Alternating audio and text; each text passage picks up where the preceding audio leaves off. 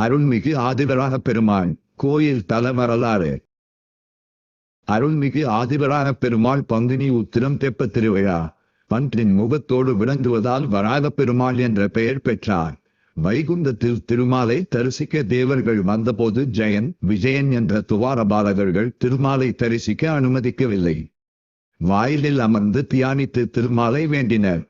திருமாலும் காட்சி தந்து அருளினார். தங்களுக்கு தடையாக இருந்த துவாரபாலகர்களுக்கு பூமியின் அணக்கர்களாக பிறக்க சாபமிட்டனர்.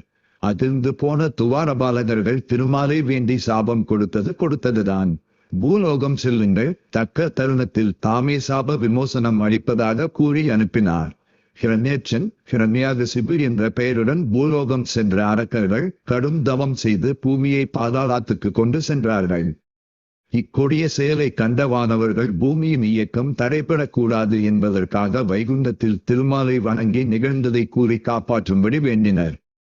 அசுரனால் கவரப்பெற்ற பூமியை வெறிகொணர வராக பன்றி உருவெடுத்து பாதாளம் புகுந்து அவ்வசுரனுடன் போர் புரிந்தார். ஒரு கொம்பினால் அவனை அழித்து சுற்றத்தாரையும் அழித்தார். மற்றொரு கொம்பினால் பூமியை தாண்டிக் கொண்டு மேலே வந்து பூமியை முன்போல் நிலை பெறச் செய்தார். பூமியை தோன்றி வெளிக்கொணர்ந்து நிலை பெறச் செய்ததை புலப்படுத்த பூமி தேவி தமது இடது மடியிலேயே வீற்றிருக்கும் நிலையில் மாசி மாதம் பௌர்ணமியுடன் கூடிய மக நட்சத்திரம் கூடிய மகாமதத்தன்று புண்ணிய தீர்த்தமான வராக குளக்கரையின் மேலே எழுந்தருளினார்.